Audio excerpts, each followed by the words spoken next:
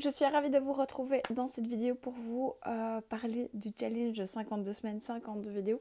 Alors ça fait maintenant quelques semaines qu'on chemine ensemble et j'avais envie de vous partager aujourd'hui une réflexion que j'ai par rapport aux énergies qui augmentent depuis maintenant le mois de juillet. Donc on est vraiment dans des énergies très intenses qui peuvent amener énormément de colère, énormément de frustration parce que ce soit au niveau de la pleine lune, que ce soit au niveau de la nouvelle lune, on nous encourage vraiment à revenir à l'intérieur de nous pour aller explorer ce qui nous convient réellement.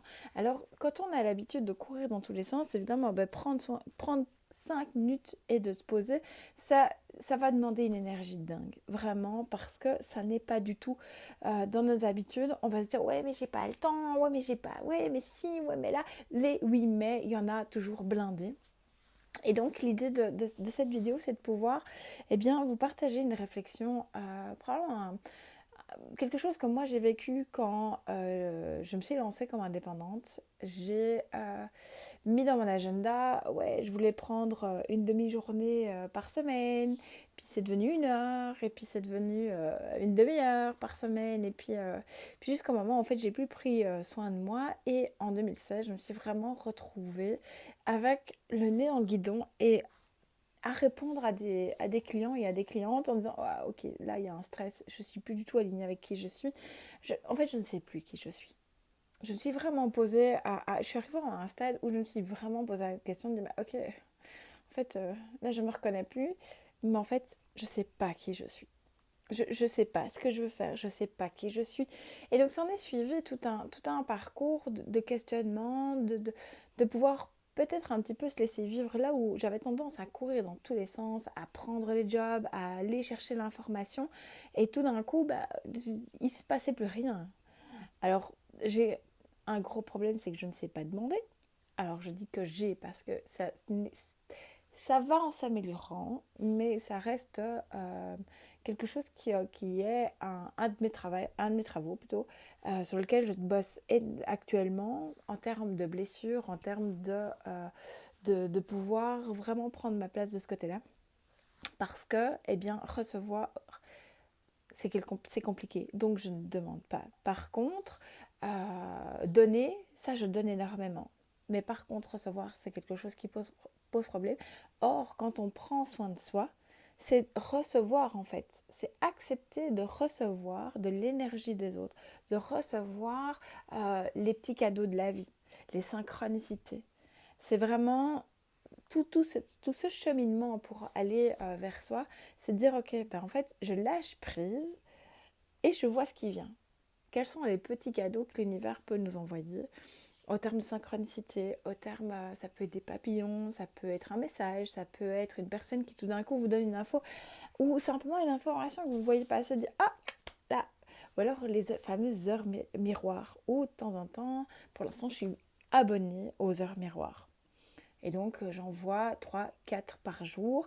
Et donc, pas toujours les mêmes. Donc, ça peut être 13h13 et puis 15h15 un jour. Et puis le lendemain, c'est 8h08 et puis 6h06. Donc, vraiment, ça dépend des jours. Mais donc, je m'autorise, parce que c'est vraiment ça le mot, c'est s'autoriser à. Le ressourcement, c'est ça. C'est s'autoriser à prendre soin de soi, à aller de l'avant et dire, ok, je m'autorise à me mettre en priorité 5 minutes par jour. Alors je sais que je vais vous tanner avec ces 5 minutes par jour parce que, en fait, c'est comme ça que ça commence. Pourquoi? Parce que, ouais, mais bon, c'est pas grave, ça prendra que 5 minutes. Ok, mais prends-les ces 5 minutes.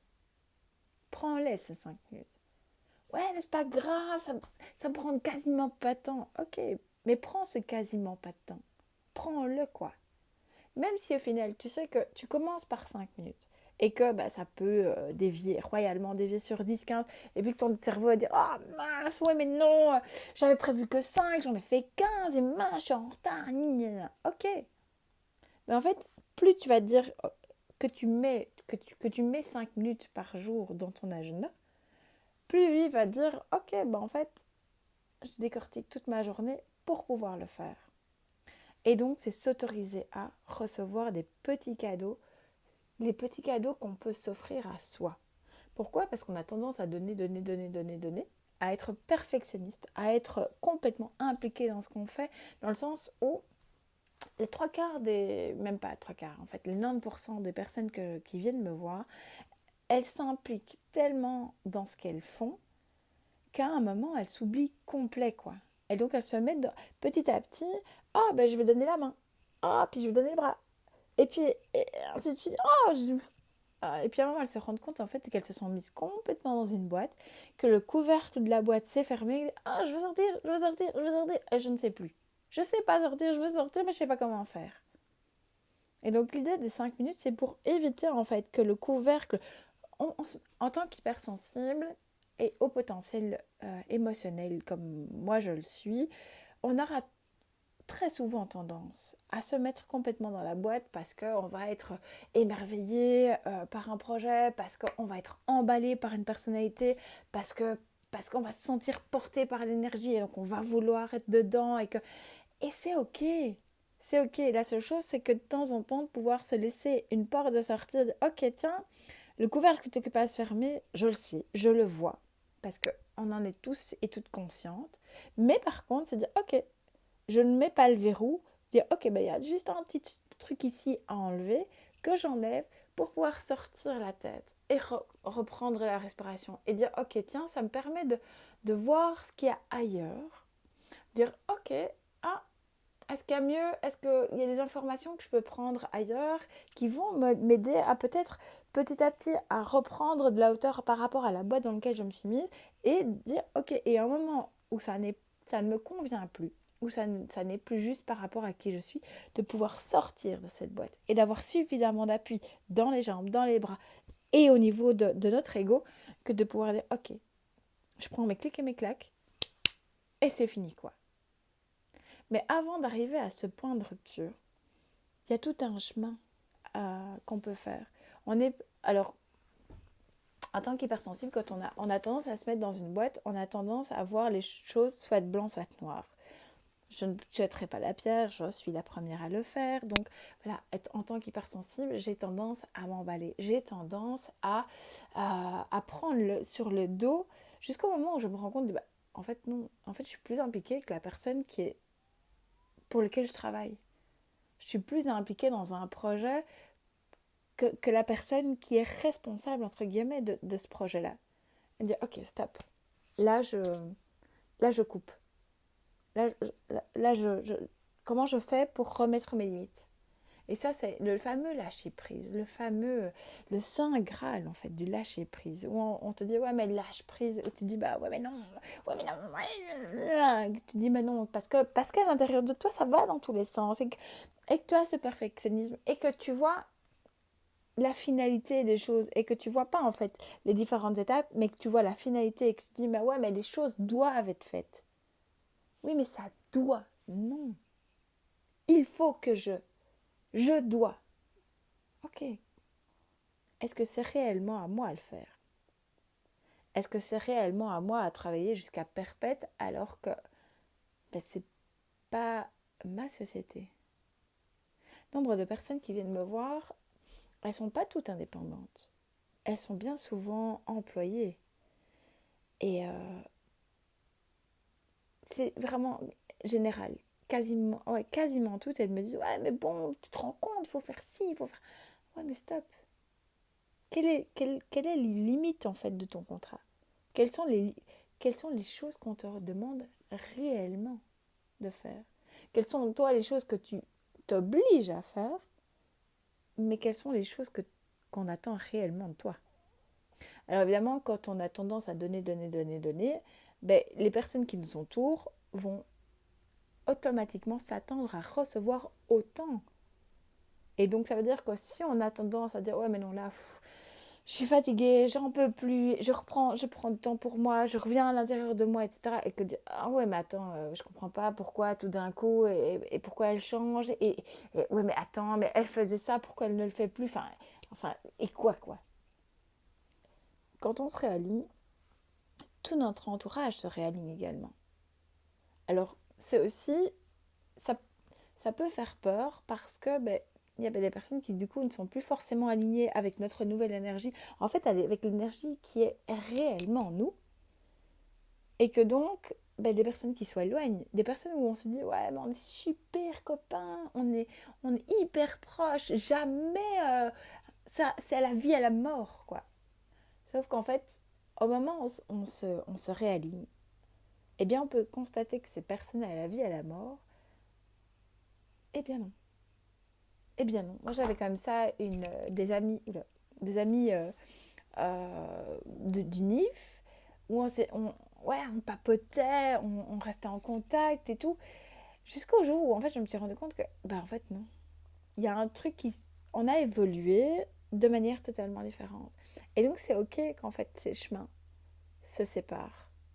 Il y a des choses qui m'ont blessée, comme il y a probablement des choses qui les ont blessés. Il n'y a pas forcément eu de mots qui ont été placés, mais moi j'ai préféré par exemple prendre mes distances de ces personnes-là. Et aujourd'hui, de temps en temps, je vois passer un fil d'actualité, je vois... Donc je suis toujours, de temps en temps, je pose une question, ou j'interagis, ou je vais mettre un cœur en dessous d'une photo. Parce que ces personnes-là, elles m'ont apporté des choses dans ma vie. Elles m'ont permis d'avancer, elles m'ont permis de grandir comme moi je leur ai permis d'avancer et de grandir. On était dans une vraie relation. Sauf que, au fur et à mesure de grandir et d'avancer, on rencontre d'autres personnes, on a des expériences professionnelles, on a des expériences privées, on fait tout un tas d'activités qui nous permettent d'élargir notre champ de vision et de pouvoir continuer de tester, d'explorer nos champs du possible. Et donc, c'est ok aussi que le chemin se sépare. Alors, ça ne veut pas dire qu'il y a une coupure nette. Ça ne veut pas dire que vous n'aurez plus jamais de nouvelles de ces personnes-là. Simplement, vous serez un peu moins proches.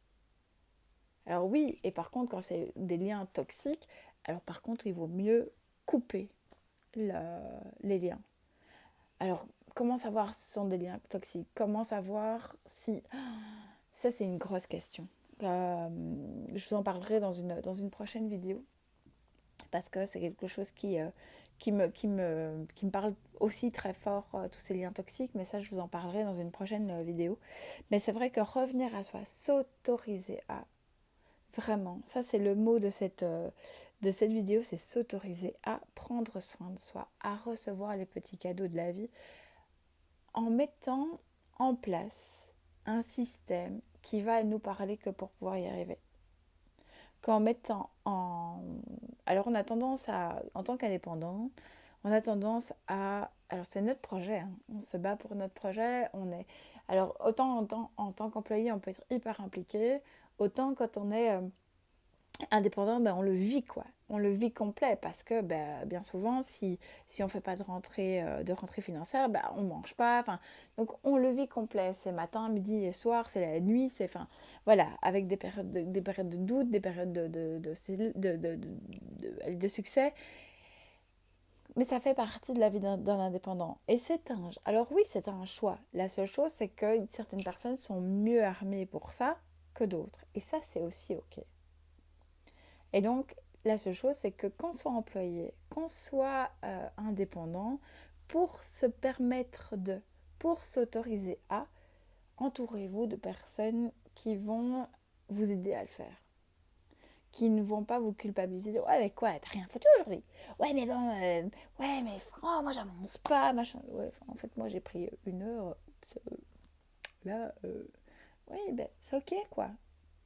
T'as peut-être pris 1 heure, mais t'auras été au final plus efficace que la personne qui a je dois y aller, je dois y aller, je dois y aller, je dois y aller, je dois y aller. Mais non, ça marche pas comme ça. À un moment, le corps, il peut plus. Tandis que là où vous serez plus efficace sur la durée, la personne qui va forcer, à un moment, elle va se prendre le revers de la médaille et elle va s'écrouler. Donc, posez-vous simplement la question de dire, ok, moi, si j'ai envie de vous poser 3 questions. De quoi ai-je besoin aujourd'hui? Posez-vous la question. De quoi ai-je besoin aujourd'hui? Deuxième question. Quelles sont les ressources que j'ai à ma disposition? Quelles sont les ressources que j'ai à ma disposition? Et troisième question. qu'ai-je envie de réaliser? De quoi ai-je besoin? Quelles sont les ressources que j'ai à ma disposition? Et qu'est-ce que j'ai envie de réaliser? Et vous allez voir qu'en fait, vos besoins, vos ressources et ce que vous avez envie de réaliser, en fait, il va y avoir un lien. Et probablement que dans les besoins, il y aura probablement des choses qui ne vous appartiennent pas. Oui, mais bon, est-ce que ce besoin-là, c'est réellement à moi? Besoin de sécurité, besoin de liberté, besoin d'autonomie, besoin de ci, besoin de là. Ok, quelles sont mes ressources? Des livres, des personnes, des moments, des choses, un mantra, des mantras, des activités créatives. Peu importe au final. Posez-vous la question, dire quelles sont mes ressources. Et alors dire, ok, qu'est-ce que j'ai envie d'en faire en fait? Par rapport à ces deux besoins et ces ressources, qu'est-ce que j'ai envie de réaliser? Alors aujourd'hui, moi, je suis occupée à créer un centre de thérapie holistique dans des yourtes. Donc, ça me demande énormément d'énergie, mais je me projette. C'est un projet qui me prend beaucoup d'énergie parce que je vogue dans un climat ou dans un environnement que je ne connais pas. Hein, le milieu des investisseurs, etc. C'est pas quelque chose du tout dans lequel... alors en plus, ça va aller à l'encontre de qui je suis parce que je vais devoir demander. Voilà, donc à nouveau, je travaille sur mes petites blessures, sur ce qui est mes pistes d'amélioration. Donc, cadeau de l'univers, merci. Et puis, c'est de dire, ok, donc c'est de la découverte de moi, mais à côté de ça, il y a des choses qui, du coup, bougent. Parce que c'est de dire, ok, si je fais ce centre, mais il y a des choses que j'aurais plus le temps de faire. Ok, de quoi est-il temps de se séparer? Mais du coup, quels sont mes besoins pour me séparer de ça? Quelles sont mes ressources? Et qu'ai-je envie de réaliser? Hop, et ainsi de suite. Et vous allez voir qu'en fait, ça fait un cycle. Ça tourne. Et donc, posez-vous ces questions. Et c'est OK qu'il y a des choses où c'est des besoins, et puis vous avez des ressources, et puis des envies de réalisation. Et puis, dire, tiens, en fait, non. Parce qu'il y a une ressource qui va se rajouter, peut-être qu'il y a une ressource qui va s'enlever, et dire, en fait, ce besoin-là, oui, mais peut-être pas avec telle ressource. Et en fait, cette réalisation, en fait, ça va dire juste un moment, mais en fait pas. C'est non. En fait, non. Ou dire, par contre, ah ouais, ça, je pensais pas à ce moment-ci. Et puis, petit à petit, ça va prendre de l'ampleur. Donc, tout est toujours OK. Tout est toujours juste. Simplement, autorisez-vous à répondre à ces questions. Quels sont mes besoins? De quoi ai-je besoin? Quelles sont mes ressources? Et qu'ai-je envie de réaliser? 3 questions. Mais 3 questions importantes. Prenez le temps d'y réfléchir. Toutes les réponses sont toujours bonnes. Parce que vous allez cheminer. Rien que vous posez ces 3 questions-là, vous allez apporter une réponse A aujourd'hui, une réponse B demain, une réponse C après-demain. Dans 4 jours après, vous allez probablement faire un mélange de toutes les réponses que vous avez déjà données. Et c'est OK. Vous allez voir aussi peut-être un fil rouge entre toutes vos réponses. Qui sait? Vous seul avez la réponse. Il n'y a que vous qui avez la réponse. Mais par contre, si vous avez besoin, vous ressentez le besoin d'en discuter, je serais ravie de vous écouter. C'est ça, c'est bien un truc qui, moi, me fait vibrer et de pouvoir vous écouter, de pouvoir vous apporter simplement, même rien qu'au travers de l'appel découverte, de pouvoir vous permettre de prendre de la hauteur, le temps d'une demi-heure, 3/4 d'heure, c'est mon kiff, quoi. C'est mon kiff total, vraiment. Si vous avez des questions, des besoins, s'il y a des choses qui ne sont pas claires, eh bien, mettez en commentaire. Je serais ravie de pouvoir y répondre, vraiment. Si pas, je vous retrouve dans la prochaine vidéo dans une semaine. D'ici là, suivez-moi sur Insta, je fais des stories, suivez-moi sur Facebook. Il y a des articles aussi sur le site que vous pouvez retrouver. Il y a des anciennes vidéos sur le compte YouTube. N'hésitez pas à fouiller. Il y a plein d'informations qui sont données. Étant créative et une pensée en arborescence, il y a un fil rouge, mais qui n'est pas toujours très visible pour tout le monde. qui est très très clair pour moi, mais voilà, ça fait partie de ma personnalité et c'est ok. Je vous embrasse et je vous retrouve la semaine prochaine.